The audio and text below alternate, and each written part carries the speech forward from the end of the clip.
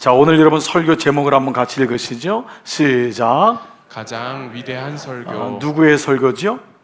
베드로의 설교입니다. 지난주에 베드로가 그 11사도와 함께 일어나서 첫 번째 설교를 했던 장면이 어제 이제 그 사도행전의 그 말씀이었어요. 그게 초대교회 성령 받은 이후에 제일 첫 번째 설교입니다. 그러니까 이 설교를 의도적으로 말씀한 건 뭐죠? 이것이 가장 올바른 설교고 이것이 가장 위대한 설교고, 여러분이 이제 이 말씀을 오늘 묵상하겠지만은 이게 베드로에게서 나온 설교가 아니라는 것을 알게 됩니다. 이미 베드로에게 성령이 임했고 이건 정말 인간이 이렇게 만들어낼 수 있는 설교가 아닌 것을 알게 되죠. 자, 우리는 지난주에 요엘 선지자를 통해서 그 요엘의 꿈을 꾸는, 그렇죠, 그래서 요엘의 비전을 보는, 그래서 자녀들이 어떻게 한다 그랬죠? 예언을 하고, 젊은이들은 환상을 보고, 노인들, 아비들은 꿈을 꾼다. 그러니까 이 말은 역으로 말하면은 자녀들이 예언을 했다는 거예요, 안 했다는 거예요? 안 했다는 거예요. 그렇죠? 자녀들이 예언을 못 했어요. 그리고 젊은이들은 환상을 못 본 거예요. 그리고 아비들은 꿈을 못 꾼 거죠. 그런데 성령이 임하니까 이런 역사가 일어나더라 하는 것을 말씀하고 있습니다. 그 여러분 삶에만 적용 질문을 먼저 한번 하나 할게요. 여러분 삶에는 예언과 또 비전과 꿈이 이루어지고 있냐라는 거예요. 우리의 삶에. 여러분이 이 말씀을 들을 때 성령이 12제자들과 120 문도에게 임했잖아요. 온 인류로 치면은 굉장히 작은 숫자였어요. 이스라엘에 비교해도, 예루살렘에 모인 사람에 비교해도 120명은 사실은 정말 먼지 같은 아주 작은 존재였잖아요. 근데 그 120명에게 성령이 임했을 때 오늘날 보세요. 이 시간이 지나고 온 예루살렘이 소동하고 그 120명에 의해서 로마가 무릎 꿇고, 여러분 이런 역사를 보면은 하나님의 일, 그 일들을 예언하고 꿈을 꾸고 그리고 비전을 보는 것은 작은 일 같지만은 한 사람 한 사람에 이루어져서 결국 나무가 숲이 되고 강이 바다가 되는 것을 보게 됩니다. 그래서 하나님의 사람들은요, 영적 민감성을 가지고 있는 거예요. 우리는 세상 사람들은 작은 것에도 무너지고 작은 것에도 염려하고 두렵지만은 하나님의 사람들은 작은 것을 보면서 하나님의 일들이 일어나는 것을 보게 돼요. 참 이게 놀라운 일이죠. 여러분 주님의 교회를 보면은 더 그렇습니다. 여러분의 삶에도 마찬가지예요. 엘리야가 850명의 이방 그 신들과 그 바알 선지자, 아세라 선지자하고 싸운 다음에 어디로 올라가죠? 네, 호렙산으로 올라가잖아요. 그 호렙산에. 그런데 그때 그 이스라엘의 왕이 누구였죠? 누구였죠? 아합은 먹으러 갔고. 참 똑같이 참 기가 막히잖아요. 하나님의 일을 봤는데 아합은 먹으러 가요. 그러니까 자기가 한 대로 하는 거예요. 자기가 사는 대로 가는 거예요. 그 하나님의 일들이 일어나는데 아합은 먹으러 가고 엘리야는 산에 올라가서 기도하죠. 그 올라갔을 때 뭘 보죠? 사환에게 뭐가 보이느냐 그러죠? 7번이나 묻는 거예요. 안 보이는 거예요. 근데 사환이 뭐라 그러죠? 손바닥만한 구름이 보이나이다. 됐다 그러잖아요. 됐다. 깜짝 놀라는 분이 있는 것 같아. 손바닥 치니까 됐다. 됐다. 뭐가 됐다는 거예요? 손바닥만한 게 보이는데 됐대요. 여러분 이게 놀라운 은혜 아니에요? 여러분 삶에 작은 일을 보면서 야, 조짐이 보이는구나, 됐구나, 이런 민감한 이 영적인 분별함이 여러분 가운데 이루어지기를 축복합니다. 아, 됐구나. 저는 목회를 해서 그런지요, 이 교회가 자라나는 것, 교회가 변하는 것, 성도의 삶이 변하는 것, 어린아이들의 삶이 변하는 게 보여요. 여러분도 보일 거예요. 근데 뭐 저만큼은 안 보일 거예요. 제 관심은 교회잖아요. 여러분은 삶을 살아갔지만 저는 교회에서 우리 목사님들과 평생을 살았잖아요. 그 작은 일인데도 보여요. 근데 그걸 성도님들이 보는 분이 있어요. 목사님 보입니다. 목사님 되고 있습니다. 목사님 우리 아이가 바뀌고 있습니다. 나에게 일어나지 않더라도 우리가 공동체 안에 있기 때문에 공동체의 변화를 보면서 바뀌는 걸 보는 거예요. 저는 하나님의 교회를 보면은요, 먼저 그 안에 사람들이 변해요. 왜냐하면 영혼들을 맞을 준비를 해야 되거든요. 하나님의 지상명령을 이루기 위해서는 안에 있는 사람이 바뀌지 않으면 영혼을 보내주시지 않아요. 그 시간이 때로 1년, 2년, 3년, 4년이 걸리기도 해요. 그런데 변화가 일어나면은 그때부터 하나님이 하나님의 사람들을 보내요. 그 참 놀랍더라고요. 제가 어제 우리 박대훈 장로님, 원로 장로님 계시나요? 그 박대훈 장로님 자녀가 옛날에 플로리다에서 신앙생활을 했던 교우였어요. 그 얘기를 주중에 한번 만나가지고 하다가, 박 장로님은 그 내외분은 우리 한봉도 권사님도 뒤에 계시지만 그 권사님 대분은 그냥 방문하셨을 뿐이었어요. 그런데 그 교회가 이렇게 자라나는 거를 보시는 거예요. 보는 걸. 그 안에 있는 장로님 권사님들을 보지만은 그때 우리는 교회가 안 바뀐다고 생각했어요. 교회가 50년 동안 안 바뀌어요. 50년 동안 11명의 목회자가 바뀌었어요. 여러분 생각해 보세요. 어떤 교회인지 짐작이 되시죠? 모든 장로님들 마음에 우리 교회는 절대 안 바뀝니다. 아주 그런 믿음도 있더라고요. 나는 정말 별 믿음도 있는데 안 되는 믿음을 가지고 있는 걸 봤어요. 제가 그 교회가 50명을 넘지 않았던 거예요. 80명까지 한번 잡았는데 안 됐대요. 그래서 제가 조만간 있으면 100명이 넘을 건데 준비해야 됩니다 했더니 한 원로 장로님이 제 손에 장을 지십시오 그러더라고요. 안 바뀐대요. 100명이 넘었어요. 그래서 제가 곧 200명이 넘습니다. 준비하셔야 됩니다 했더니 정말 지지겠대요. 내 손에. 근데 지금도 안 지지고 있어요. 근데 그 교회가 하나님께서 그 안에 사람들이 그 장로님만 안 바뀌었어요. 나중에 돌아가실 때 바뀌더라고요. 그러니까 안 된다고 하는 믿음을 가진 사람이 정말 얼마나 안타까운 거예요. 그러니까 하나님의 일들이 작은 것들을 통하여서 변화되는 거예요. 저는 새 가족들 이렇게 신방할 때마다 꼭 물어보는 게 있어요. 아이들이 어떻게 잘 적응합니까? 우리 교육국에서 너무 좋대요. 이 얘기 들으면 저는 좋은지 안 좋은지 모르지만, 제가 늘 우리 목사님들 좀 긴장을 좀 주고 때로 혼도 내고 때로 좀 마음에 놓치면 안 된다는데 그 새가족분들이 우리 아이가 교육국을 너무 좋아해요. 중고등부 예배를 너무 좋아하고 아등부 예배 갔다 온다면 너무 좋대요. 이 얘기를 들으면은 여러분 어떻겠습니까? 절대 안 됩니다. 우리 교회는 절대 안 바뀝니다. 우리 교육국이 그럴 리가 없습니다. 여러분 그럴까요? 작은 구름이 보이는 도다. 우리 공동체를 통해 보여주시는 거예요. 그 공동체의 꿈이 결국 우리 모두가 공동체에 속해 있기 때문에 공동체를 통해 보이시는 거예요. 여러분 삶에는 어떤 작은 구름이 있나요? 자녀들이 예언을 하고 젊은이들의 환상을 보고, 오늘도 오후에 우리 한 목사님이랑 우리 비전 공동체 한 자매님이 오셨는데 너무 믿음이 귀한 거예요. 그래서 이렇게 참 소중한 분들이 계시구나. 어디 숨어 있다가 왔는지 찾아가지고 온 거예요. 미혼인데 하나님의 사람들이, 곳곳에 신실한 사람들이 말씀을 사모하고 예배의 감격을 사모하고 은혜를 사모하고 건강 공동체를 찾고 있다는 거예요.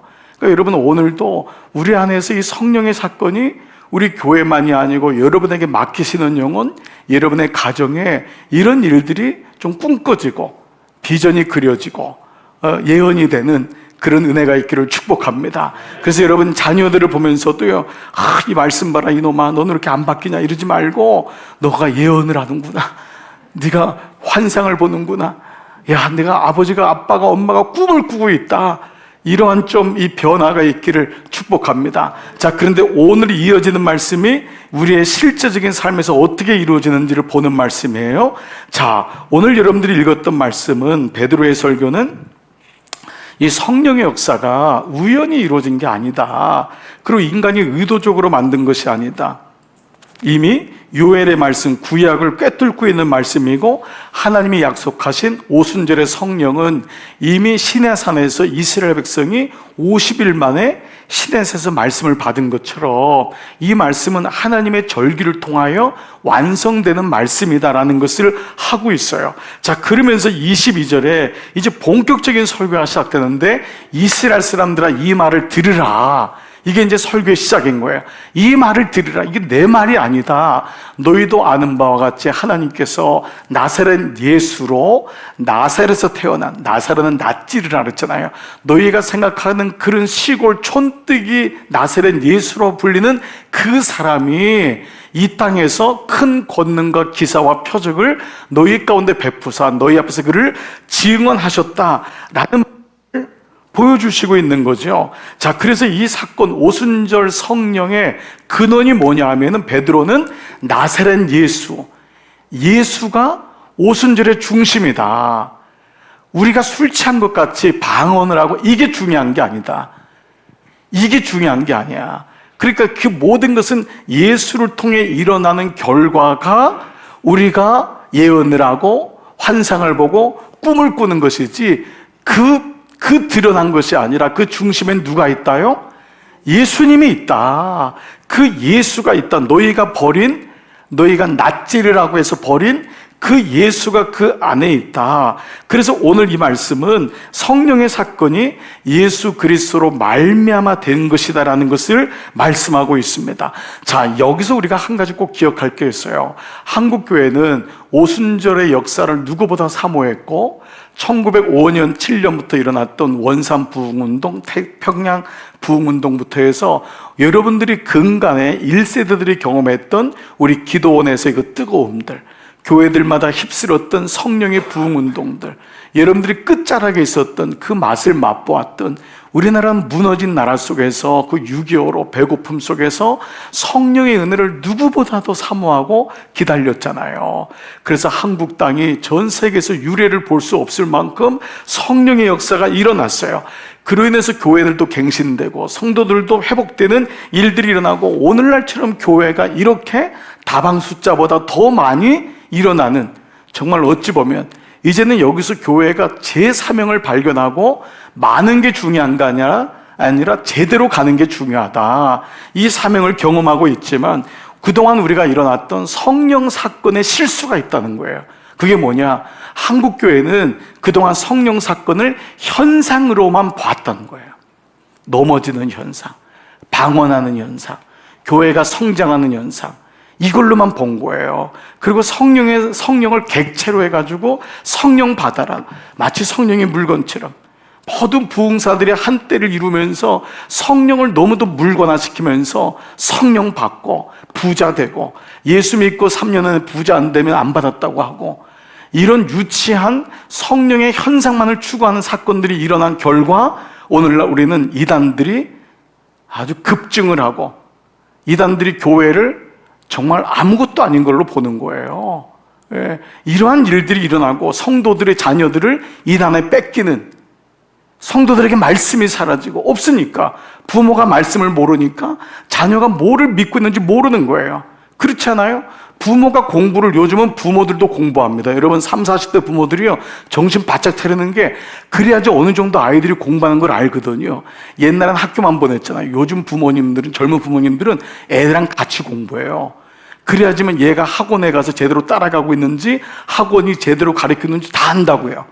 그러니까 여러분, 이런 현상처럼 성도들도 말씀을 모르면은 성령의 현상을 보고 쫓아가는 거예요. 언제까지 여러분 넘어지는 거 보고 쫓아갈 거예요? 언제까지 귀신 나가라 이거 가지고 쫓아갈 거예요? 성령의 삶이 없는데. 그렇잖아요. 그러니까 우리가 이런 부분에서 본다면은 진정한 성령 운동은 예수님을 높이느냐 아니면은 그 교주가 높아지느냐, 이게 딱 드러나잖아요. 모든 잘못된 영적 운동에는 교주가 있는 거잖아요. 교주가 자기가 교회 주인이잖아요. 오늘날 모든 교회 잘못된 게 뭐예요? 목사가 주인 아니에요? 성도들에게 말씀을 주어서 성도들이 말씀을 가지고 살아가도록 하는 게 목사의 역할인데, 목사가 교회 내 주인인 척, 목사가 무슨 창업주예요? 이런 교회들이 지금 있는데도 성도들은 분별을 못하는 거. 왜 그러죠? 영적 가스라이팅을 당해서 그래요.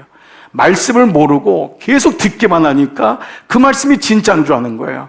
여러분들이 말씀을 가진 자는 말씀을 들을 줄 알고 분별이 되는 거예요. 가리킬 줄 아는 거죠. 그래서 옛날에 뭐라 그랬어요? 말씀 덮어놓고 믿으라 그랬죠? 그 결과가 이렇게 된 거예요. 말씀은 펴서 믿어야 돼요. 그리고 정신 바짝 차려서 목사가 똑바른 설교를 하는지 아닌지를 째려보면서, 여러분 그런 마음으로 하는 게 뭐죠? 새벽 큐티요, 말씀의 축을 가지고 사는 것입니다. 목사의 역할은 성도들이 말씀을 가지고 살아갈 수 있도록 도와주는 거예요. 아멘. 그게 성도들이 교회의 주님이 주인이지만 역량인 거예요. 건강한 성도들이 있는 것, 그 교회가 건강한 교회인 거예요. 그렇습니다. 오늘 베드로는 그래서 예수님이 누구신지를 구체적으로 설명해요. 왜냐하면 성령 강림의 주인은 바로 예수님이시기 때문에. 첫 번째는 예수의 삶을 소개하고, 두 번째는 예수님의 십자가 죽음, 세 번째는 그리스도 예수님의 부활입니다. 자, 22절을 다시 한번 볼게요. 이스라엘 사람들아, 이 말을 들으라. 너희도 아는 바와 같이 하나님께서 나사렛 예수로 큰 권능과 기사와 표적을 너희 가운데 베푸사. 첫 번째가 뭐냐? 예수의 큰 권능과 기적과 표적이에요. 이게 뭐냐? 예수님이 보여주신 삶입니다.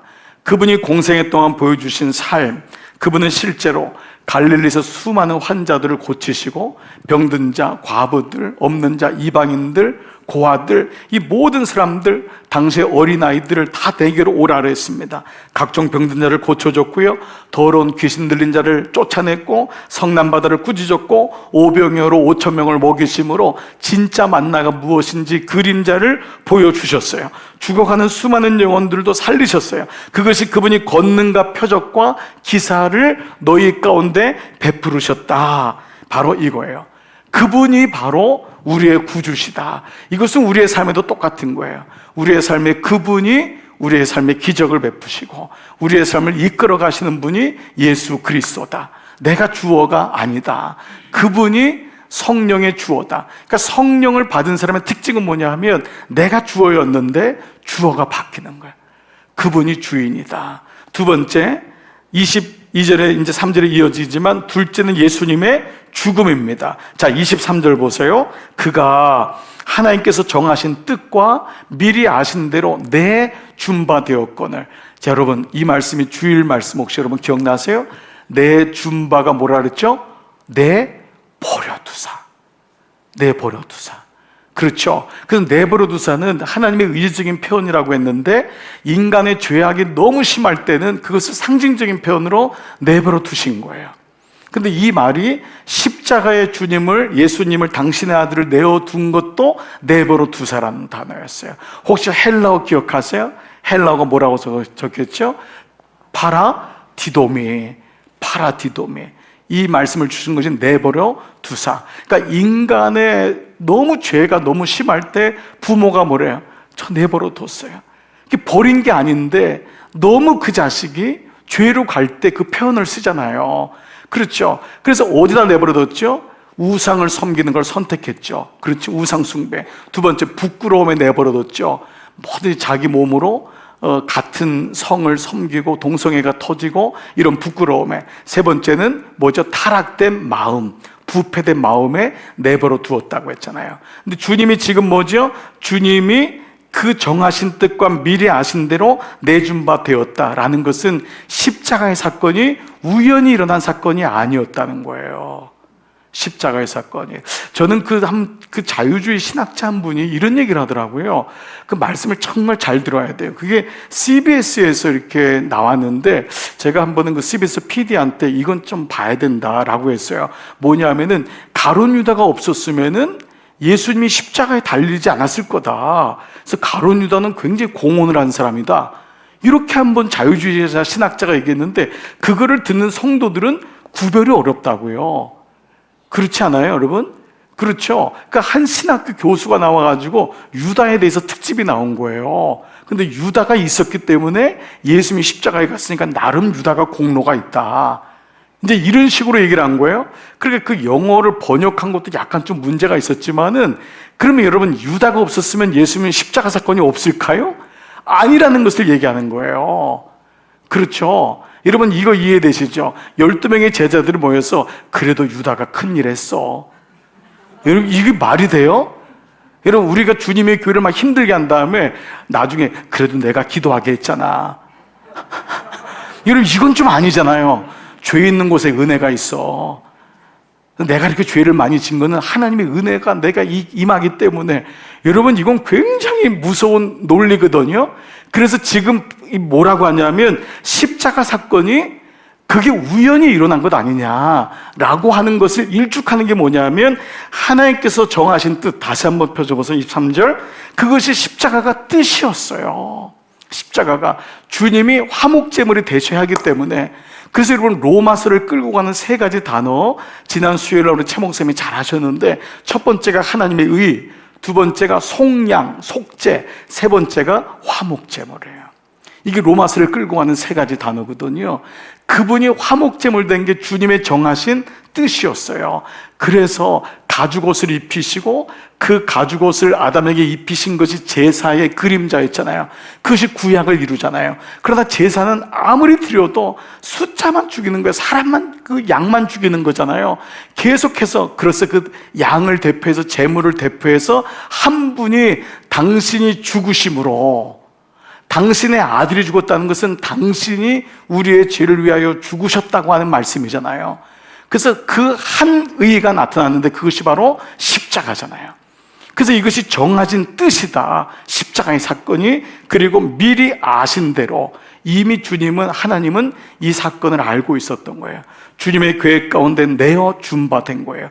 그런데 그 다음 구절이 중요합니다. 보세요. 너희가 누가 십자가에 죽였느냐? 너희가, 그 마지막이 뭐지요? 죽였다는 거잖아요.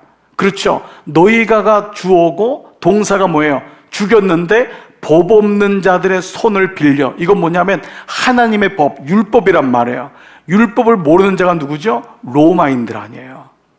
빌라도와 로마인들의 손을 빌려 너희가 그 사람을 죽였지만, 그리고 나는 깨끗하다고 했지만은 결국 누가 죽인 거죠?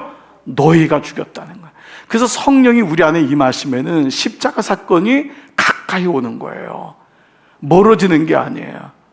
십자가 사건이 나에게 와서 내가 예수님을 죽였구나, 나의 죄 때문에 예수님이 십자가에 못 박혀 죽으셨구나, 이 사건이 오는 거예요. 여러분들이 찬양하고 은혜를 받다가 십자가의 은혜를 받으면 그건 정말 놀라운 은혜입니다. 그 십자가가 나의 십자가. 그래서 여러분, 찬송가에 가장 많이 나와 있는 찬송가가 보혈에 대한 찬송인 거예요. 십자가. 그 십자가가 바로 나 때문에, 그리고 나의 죄 때문에. 나의 죄 때문에 죽었다는 건 뭐예요? 내가 죽였다는 거잖아요. 내 죄로 인해서 어떤 짐승의 피로도 이 죄가 씻어지지 않는데 하나님의 아들이 이 땅에 오셔서 정하신 뜻대로, 그 예정하신 뜻대로 하나님이 그의 아들을 우리에게 주신 거예요. 여러분이 아무리 다른 사람이 죄를 졌다고 해서 그 죄를 용서하기 위해서 여러분이 여러분의 자녀를 드릴 수 있는 사람은 아무도 없다고요. 그런데 이것이 바로 로마서의 진노 가운데 있는 우리에게 하나님 베푸신 은혜임을 얘기하고 있어요. 그래서 십자가가 바로 그러한 것이다. 너희가 그를 죽였다라는 말씀이죠. 자, 세 번째는 예수 그리스도의 부활. 첫 번째 설교는 예수 그리스도의 삶, 두 번째는 예수 그리스도의 십자가 죽음, 세 번째는 예수 그리스도의 부활. 24절 하나님께서, 시작, 하나님께서 그를 사망의 고통에서 풀어 살리셨으니 이는 그가 사망에 매여 있을 수 없음이라. 네, 하나님은 예수님을 죽음에 계속 머물러 있을 수 없게 하셨죠. 부활의 사건을 통해야지만이 십자가가 완성되기 때문에. 그래서 하나님이 사망의 고통을 풀으셨다고 말씀하는 거예요. 빗장을 열어주셨어요. 마귀는 예수님이 죽었을 때 안도했겠죠. 다 끝났다, 그렇죠? 끝났다고 생각했던 거예요. 그러나 하나님의 그 은혜가 부활의 사건으로 이어가는 것을 보게 됩니다. 사망의 고통 가운데 주님이 살아나셨어요. 그래서 오늘 말씀에 그가 사망에 매여 있을 수 없었음이라. 보세요. 그가 사망에 매여 있을 수 없었음이라. 사망에서 뭐지요? 자유함, 진짜 기쁨. 죽음은 슬픔이잖아요. 그렇죠? 죽음은 다 끝난 거예요. 이 땅에 소망이 없는 거예요. 절망이에요. 근데 거기서 큰 기쁨이 회복된 거예요. 진짜 기쁨. 가장 큰 슬픔은 뭐죠? 죽음이잖아요. 사망이죠. 거기서 가장 큰 기쁨은 생명, 부활, 자유, 삶이 이루어진 거죠. 그래서 이것을 가리켜 희년이라 그러는 거예요. 그래서 희년의 가장 구속사적인 완성이 예수 그리스도인 거예요.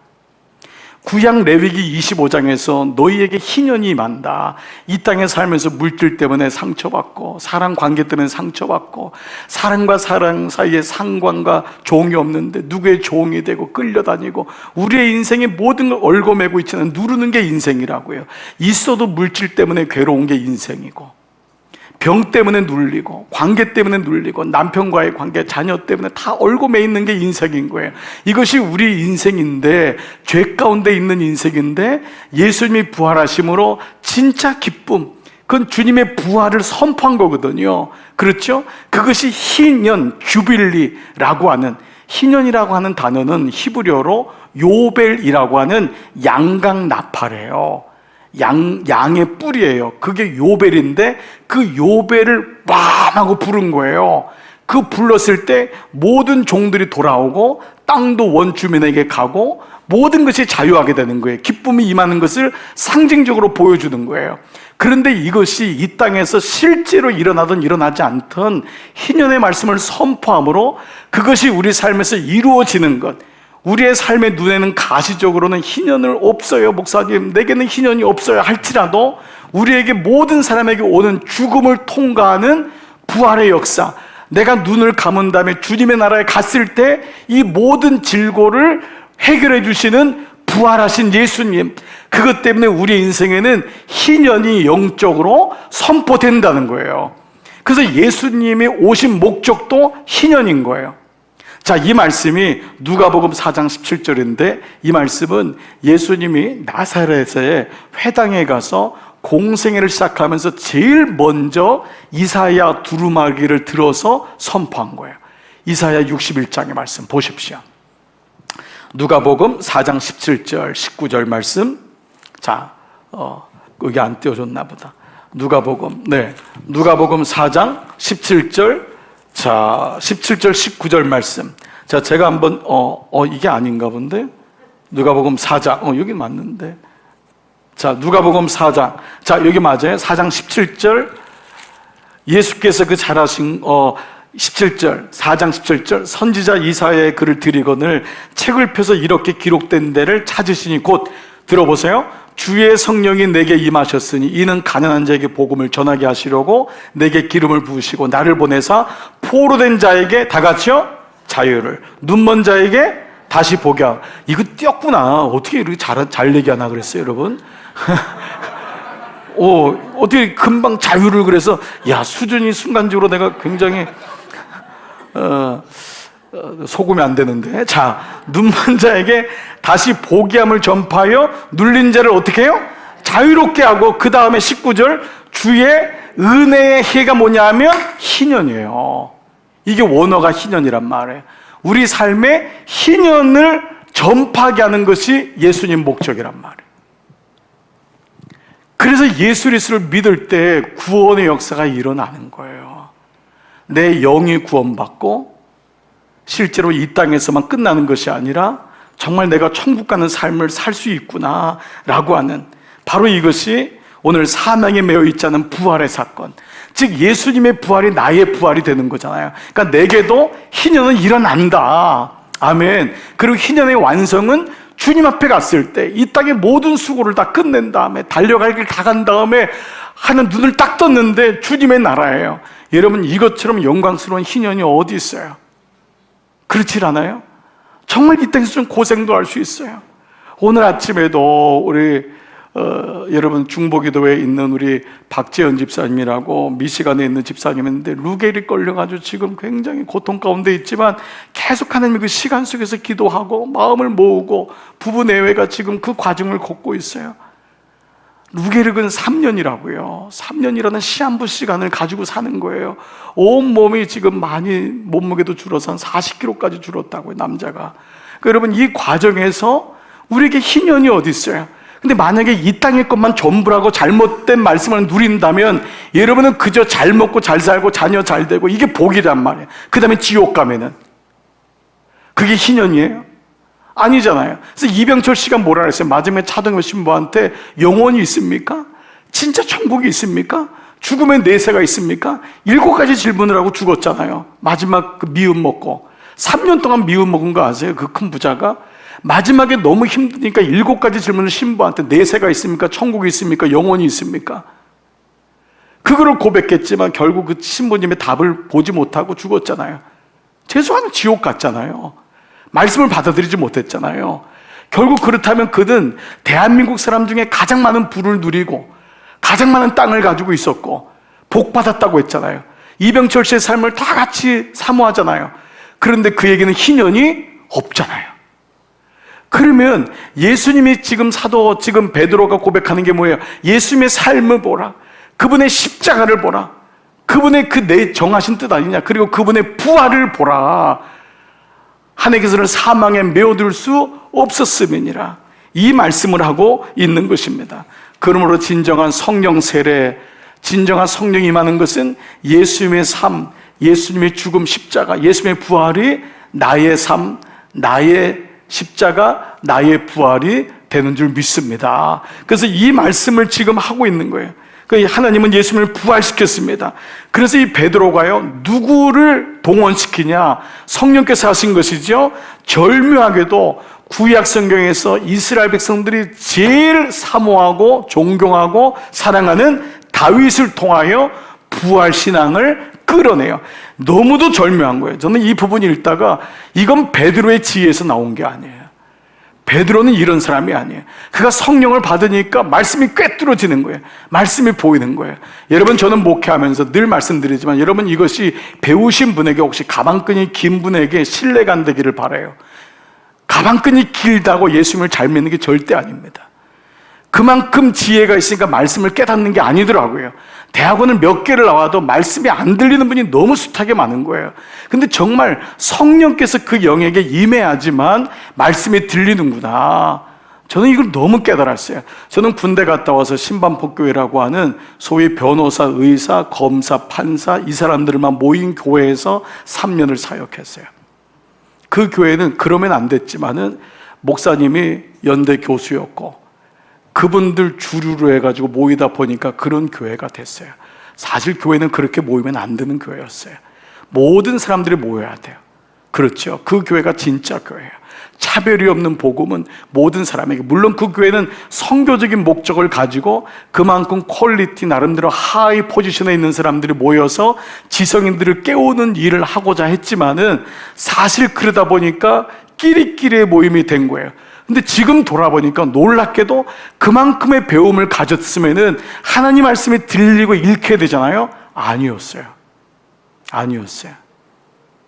그는 하나님 말씀을 자신의 자리를 유지하기 위한 도구로도 삼을 수 있는 거예요. 의사는 의사의 자리를 유지하기 위해서 말씀이, 예수가 필요하고, 검사는 검사의 자리를 유지하기 위해서 기독교라고는 문화가 필요하고, 국회의원은 국회의원의 자리를 유지하기 위해서 국회의원들이 모이는 조창기도에 가는 거예요. 그러나 말씀은 몰라요. 이럴 수가 있더라는 거예요. 그러니까 그 무지한 사도 바울에게 성령이 임하니까 성경을 꿰뚫게 되는 거예요. 하나님의 은혜가 임하게 된다고요.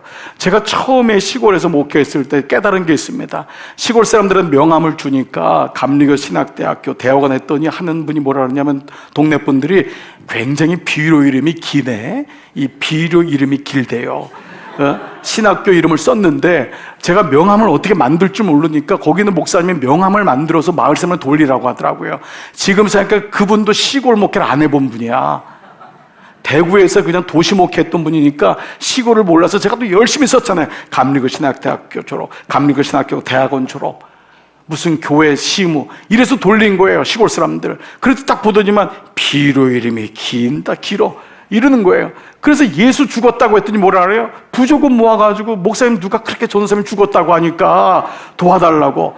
300년 동안 교회가 없던 곳이니까 누가 알겠어요. 그 정도로 그러는데, 여러분, 거기 성령이 임하고요, 사람들이 세례를 받고 하는데, 제가 예비군 훈련 받고 새벽에 와가지고 새벽 기도를 가려고 이제 새벽에 와서 잠깐 밤차로 와서 자고 가려고 했더니 할머니들이 모여서, 거기 제가 다 세례 주고 했던 분들, 동네 할머니들이 모여서요, 저 전도사인데 제가 성령 받게 해달라고 기도하고 있더라고요. 아는 거예요. 전사님인데 저 실력으로는 안 되겠다. 할머니들이 초등학교도 안 나왔는데 성령 받게 해달라고. 제가 그때 깜짝 놀랐어요. 나는 대학원 나왔잖아요. 할머니들 초등학교도 못 나왔잖아요. 성령 받게 해달라고. 그러니까 무식하기로 한다면 베드로처럼 성격도 급하고, 정말, 그런데 그가 절묘하게도 구약을 꿰뚫고 있는 거예요. 말씀을 가지고 있는 거예요. 저는 여러분에게 진짜 이 성령의 지혜가 열리기를 축복합니다. 그래서 세상의 가방끈 가지고 비교하지 말고, 가방끈이 좀 있으면 더 겸손해지고, 없다고 그것 때문에 절망하지 말고, 하나님의 은혜로 여러분이 말씀 가운데 지혜를 받으세요. 베드로가 이 구약의 사건을 2번씩이나 인용하면서 하나님이 다윗을 통해 이미 주셨던 시편의 부활신앙을 찾은 거예요. 왜 다윗이 예수님의 그림자냐면은 다윗의 시편의 고백이 다 예수님에 대한 이야기예요. 여러분 아세요 혹시? 시편 말씀이 그냥 일부만 다윗의 고난과 아픔을 경험했던 것이지 그 가운데는 자기도 모르는 사이에 다윗이 예수님의 구원과 부활을 노래하고 있다니까요. 그래서 다윗이 예수님의 그림자인 거예요. 자, 그 말씀을 볼게요. 오늘 25절부터 28절인데 이 말씀이 바로 시편의 16편 8절로 11절이에요. 여러분이 성경 가지고 있는 분은 이 사도행전 밑에 보면은 관주에 그 시편 밑에 나와 있죠? 시편 16편 8절 이하라고 나와 있잖아요. 자, 25절부터 28절 다윗이 그를 가리켜 이르되 내가 항상 내 옆에 계신 주를 배웠으며 나로 요동하지 않게 하기 위하여 그가 내 우편에 계시도다. 그러므로 내 마음이 기뻐하였고 내 혀도 즐거워하였으며 육체도 희망에 거하리니 이는 내 영혼을 음비해버리지 아니하시며 주의 거룩한 자로 썩지 않음을 당하지 않게 하실 것이미로다. 주께서 생명의 길을 내게 보이셨으니 주 앞에서 내게 기쁨이 충만하게 하시로다 하였으므로 이 말씀이 시편의 16편의 말씀인 거예요. 자, 이제 이 말씀을 시편 말씀으로 한번 봐볼게요. 자, 비슷한 말씀에 거의 같아요. 내가 여호와를 항상 내 앞에 모시며 그가 나의 오른쪽에 계심으로 내가 흔들리지 아니하리로다. 부활신앙을 잘 보세요. 어때야지 흔들리지 않는가? 그가 나의 오른쪽에 계시면 내가 흔들리잖아요. 나의 마음이 기쁘고 나의 영도 즐거워하며 내 육체도 안전히 살리니 내 육체가 살 수 있는 방법은 부활하는 것밖에 없어요. 예수의 부활의 육체는 육체도 부활해, 그렇죠? 영만 부활이 아니에요. 주님 나팔 불 때 무덤에 있던 모든 자들도 완전한 부활이 일어난다고 했죠. 내 육체도 안전히 살리니 이는 주께서 내 영혼을 스올에 지옥에 버리지 아니하시며 주의 거룩한 자를 멸망시키지 않으실 것임이니이다. 주께서 생명의 길, 이 생명은 뭐냐 하면 이 땅에서 잘 사는 길이 아니라 영혼 구원의 길인 거예요. 그렇죠? 생명의 길을 내게 보이시르니 주의 앞에서는 충만한 기쁨이 있고 주의 오른쪽에는 영원한 즐거움이 있나이다. 즉 베드로는 이 다윗의 고백을 통하여 그가 부활신앙을 가졌다고 하는 놀라운 고백을 하고 있는 거예요. 그 부활에 대한 고백의 중심에 누가 있냐? 바로 예수 그리스도가 있다라는 거예요. 자, 그래서 다윗의 부활이 어떻게 묘사되는지 한번 보겠어요? 25절을 한번 다시 한번 띄워줘 보세요. 25절. 자, 뭐라고 띄워졌죠? 내가 항상 내 앞에 뭐죠? 계신 주를 배웠으며 나로 요동하지 않게 하기 위하여 그가 내 우편에 계시는도다. 그가 우편에 계시면 그가 부활하사 하나님 나라의 하나님의 우편에 앉아 계신다 그랬잖아요. 여러분 사도신경의 고백이 그렇죠? 그분이 예수님이 하나님의 보좌 우편에 앉아 계시다. 내 앞에 계신 주를 내가 배웠으므로 묘사하고 있는 거예요. 자, 그래서 그분이 어떤 분이냐? 내 앞에 계신 내가 주를 배웠으므로 내가 요동하지 않는다라는 거예요. 여러분 언제 우리가 두려워하지 않을 수 있을까요? 죽음을 뛰어넘는 확신이 있을 때예요. 부활 믿음이 있을 때 우리가 그때 흔들리지 않습니다. 세상은 우리를 계속 흔드는 거거든요. 여러분 이 땅의 삶에는 선택해야 되는데 염려를 선택할 건지 아니면은 믿음을 선택할 건지 이 계속되는 우리의 삶의 사실 선택이거든요. 여러분이 찬송가에 내 주 안에 있는 나에게 딴 근심이 있으랴. 내 근심이 바뀌어 기도가 되었고 그 두려움이 바뀌어서 뭐가 됐더랬죠? 나의 노래가 되었다 그랬잖아요. 그러니까 오늘 이 고백에서 뭐냐면 부활 신앙이 있을 때만이 내가 주를 베고 그 다음에 다시 25절을 한 번만 더 봐보세요. 내가 요동하지 않는 거예요. 우편에 계신 주님을 보는 부활신앙이 있을 때. 지난 우리 수요일 날 아침에 저는 이제 아침에 잠깐 좀 잠이 이제 새벽에 큐티 이제 듣다가 잠이 들었는데 갑자기 집사람이 막 목사님 큰일 났어요. 그래서 사이렌이 울렸어요. 사이렌이 남침이 전쟁이 일어났는지 경보가 뜬 거예요. 경보가. 그 보통 그렇게 저기 뭐 이렇게 보통 굉장히 침착하신 분인데 그날 아침에는 우리나라 와서 처음 4년 반 만에 그동안은 잘 몰랐잖아요. 여러분 그전에는 많이 받으셨는지 몰라도 이런 일이 유가 없었잖아요. 그래서 2번이나 막 사이렌이 울리고 그 다음에 또 맥 빠지게 이건 잘못된 겁니다 해가지고 또 그랬지만 또 나중에 알고 봤더니 그 어떤 분은 경기도에는 안 울려서 경기도는 피신 가지 말라는 거냐. 그 또 어느 또 경기도는 파주 쪽은 왔대요. 연천 쪽은 안 오고. 그래서 또 포천 연천 쪽은 우리는 피난 가지 말라는 거냐. 그 경기도도 차별하는 거냐. 그런데 하여간 아침에 이렇게 울렸을 때 제가 딱 그 얘기했어요. 집사람하고 같이 앉아가지고 갈 데가 어디 있냐. 기도하자. 갈 데가 어디 있냐. 물론 이제 지하철로 가야 되고 어떤 분은 막 지하철로 나왔다 그러더라고. 뉴스 봤더니 그거 굉장히 빠르신 분이에요. 그분은 평상시 준비를 했나 봐. 여러분 아마 그런 분 없을 거예요. 우리 교인 중에 그런 분 제가 아직까지는 소식을 못 들었는데 그 뉴스에 나온 분은 그 듣자마자 빨리 지가 빨리 나와가지고 지하철로 막 가고 했다는 거예요. 이야 대단히 이건 감각이 엄청난 분이구나. 그러니까 이걸 또 우리 또 집에 있는 금들은 어떻게 할까요? 금 여러분 집에 다 금 그 다 있잖아요. 그 금들은 또 어디다 주머니 복대로 해서 차고 있어야 되나? 이거 정말 어려운 거예요. 어디로 가야 돼요? 근데 갑자기 제 생각에 높은 데 우리나라 사람들 미국 사람이든 아파트나 산 위에 미국이든 다 유럽든 옛날엔 높은 데가 못 사는 데였어요. 저는 산동네 살아봤잖아요. 왜냐하면 거기는 물이 안 올라와요. 옛날에 삼양동 산동네. 근데 요즘은 산동네 빌라가 다 져가지고 거기가 제일 비싸대요. 아파트도 고층이 제일 비싸요. 그래서 제가 아파트를 이렇게 올라가다가 어쩔 때는요 한 아이가 그러더라고. 누르면서 우리는 높은 데 사는데 이러더라고요. 이야 음맥 기주고. 그러니까 왠지 20몇 층에 누르면 본인 스스로도 굉장히 프라우드가 있는 것 같아. 그리고 나는 이렇게 3층, 5층 누르고 하면은 왠지 밑에 깔려 사는 느낌이 있는 것 같고. 그런데 전쟁이 나니까요 한 분이 이러더라고요. 높은 데일수록 빨리 죽는데요. 도망갈 수가 없어. 높은 데는 내려올 수가 없어요. 이런 밑에 있는 분이 제일 살 확률이 많아요. 여러분 빨리 밑으로 내려오시기 바랍니다. 여러분 어디로 갈 거예요? 어디로 갈 거예요? 재난이 올 때 어디로 갈 거예요?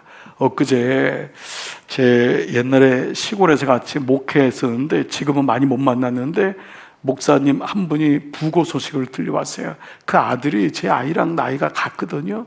근데 32살인데 어저께 죽었대요. 그래서 목사님 그냥 연락드립니다. 위로 전화 한번.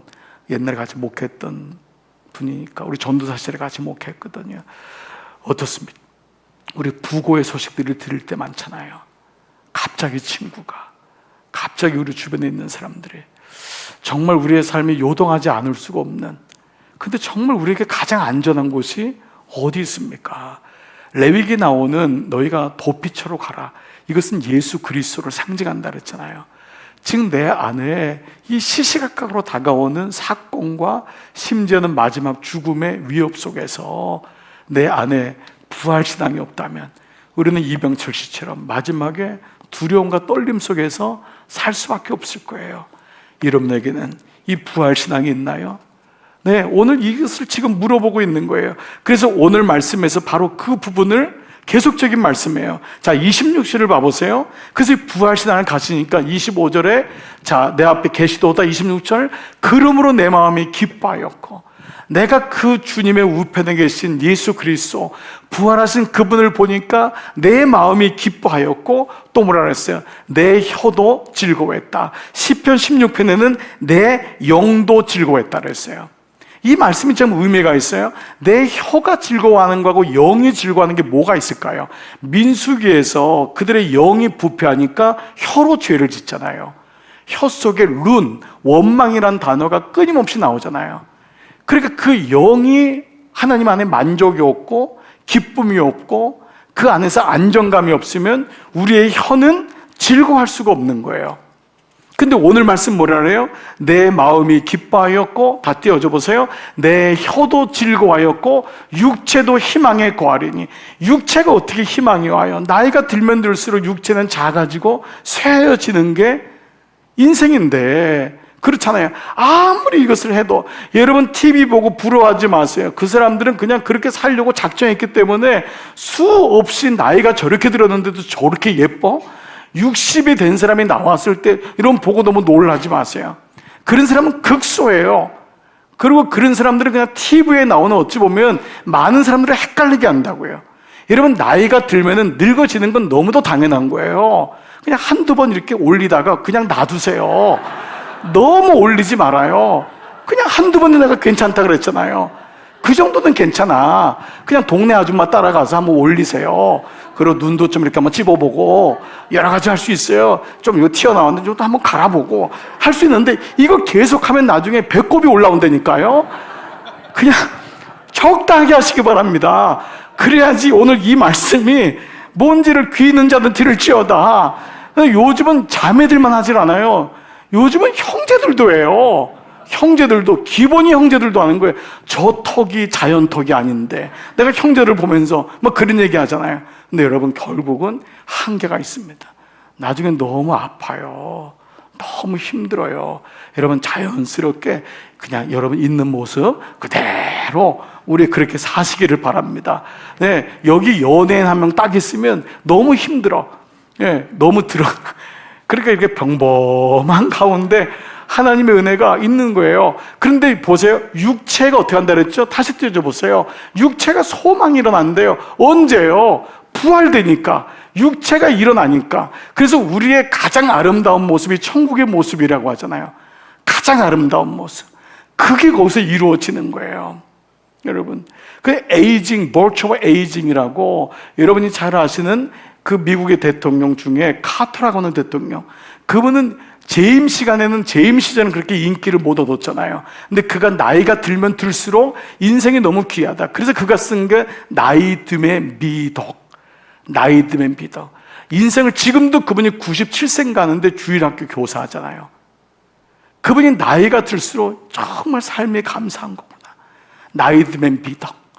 여러분, 이게 진짜 우리 인생에 성령님이 주시는 은혜 아닙니까? 그러니까 우리가 보여지는 쇠퇴하는 육체의 소망이 있는 게 아니에요. 예, 이거는 끝이 없어요. 인간의 욕망은. 그렇기 때문에 오늘 말씀에도 진정한 행복이 어디서부터 오는지를 말씀하고 있어요. 자, 28절도 한번 연이어서 볼까요? 주께서 27절, 이는 내 영혼을 여기 뛰어넘었네요. 자, 육체도 소망이 있고. 그래서 26절 봐보세요. 자, 26절, 아까 육체의 소망이 있고, 예, 희망이 거하리니 27절에 이는 내 영혼을 음부에 버리지 아니하시며 주의 거룩한 자로 썩음을 당하지 않게 하실 것이미로다. 이게 다윗의 고백이란 말이에요. 내 육체로 주의 거룩한 자로 썩음을 당하지 않게 하시는, 음부에 버리지 않는다, 썩지 않는다. 이 말이 뭐죠? 부활에 대한 말씀인 거예요. 그 부활의 역사가 얼마나 귀한 것인지를 얘기하고 있는 거예요. 그러므로 우리는 인간의 가장 본질적인 즐거움이 무엇인지를 말씀을 통해서 명확히 알아야 돼요. 여러분, 하나님 말씀이 내 안에 올 때, 내 영이 기뻐하고 만족할 때, 그때 인간의 가장 본질적인 기쁨, 인간의 가장 큰 행복이 여기 있음을. 그러니까 세상의 지식이나 세상의 어떤 것이 우리에게 만족을 주는 것이 아닙니다. 그렇죠? 정말 하나님의 그 말씀이, 그 영이 내 안에 올 때, 그때 내가 구원받았구나, 내가 하나님의 자녀구나, 이때 오는 즐거움, 이것이 진짜 인생의 만족합니다. 여러분, 이것이 우리에게 기쁨이 되기를 축복합니다. 정말 우리가 말씀하는 내가 구원받은 자구나, 내 생명이 누구든지 아무리 젊어지고 아무리 예뻐져도 다 유한한 생명을 사는데 우리가 영원한 삶을 살 수 있는 부활의 그 증인이 되고, 이 부활의 은혜를 우리가 경험한 자구나라는 것을 알게 되죠. 그래서 다윗이 부활의 기쁨을 28절에서 이렇게 찬양합니다. 주께서 생명의 길을 내게 보이셨으니 주 앞에서 내게 기쁨이 충만하게 하게 하시리로다. 이것이 부활의 기쁨을 가진 다윗의 기쁨이었던 거예요. 부활의 신앙을 가진.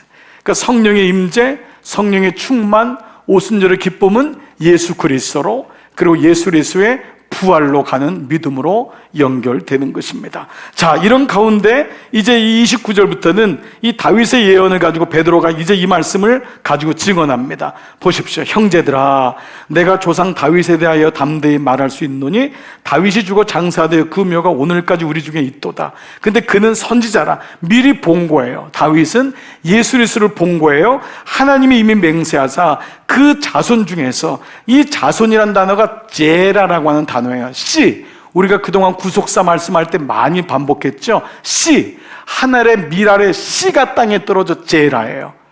그 아브라함의 씨가 제라예요.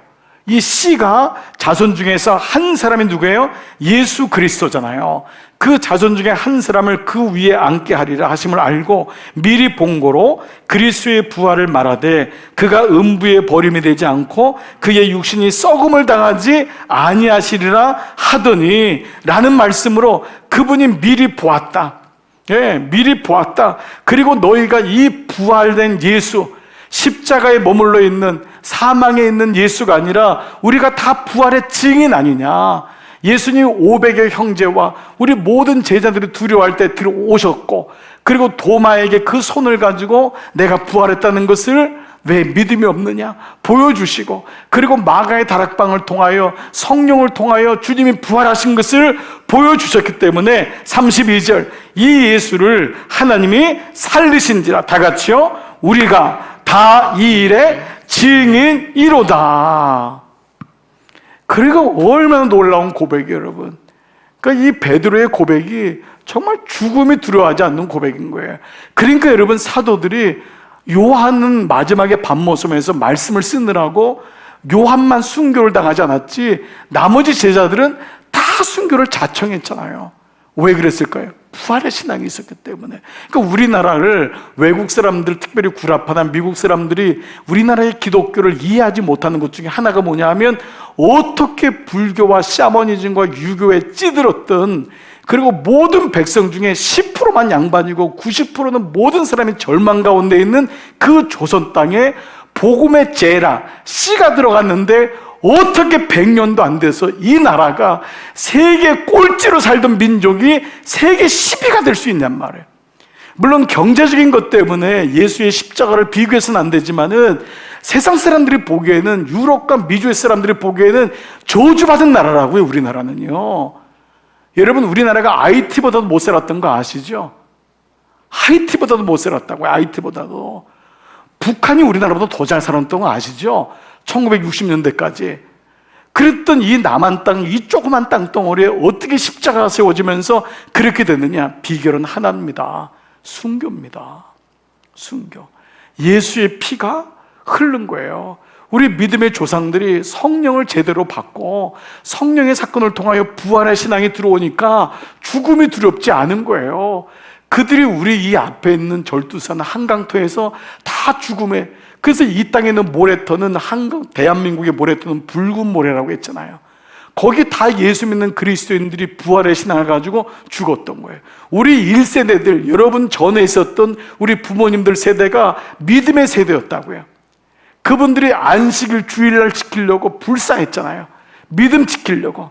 그렇게 집에서 배척당하고 그렇게 남편에게 그렇게 맞았던 사람들이 다 과부가 돼가지고 기도원 가서 그 자녀들 신학교에 보낸 게 우리나라 1세대 목회자들이잖아요. 그 어머니들의 기도 때문에 우리가 그 분깃을 먹고 있는 거예요. 우리가 우리 기도를 먹는 게 아니에요. 부모의 기도를 먹는다고요. 저는 목회를 하면서 나는 어머니의 기도의 열매를 먹는구나. 나는 그걸 매번 느껴요. 여러분이 이만큼 올 수 있었던 건 누군가의 기도의 열매가 있었기 때문이고, 우리나라도 그냥 되지 않습니다. 자녀들도 마찬가지입니다. 자녀들이 그냥 되는 것 같으세요? 아니에요. 그 부모의 눈물의 기도가 있고, 그때는 모르는데 결국 그 기도의 열매를 먹는 거잖아요. 오늘 이것이 부활신앙임을 얘기하면서 우리가 다 이 일의 증인이로다. 여러분, 우리가 이것을 깨닫는 거예요. 베드로는 지금 이 얘기를 하고 있는 거예요. 그렇습니다.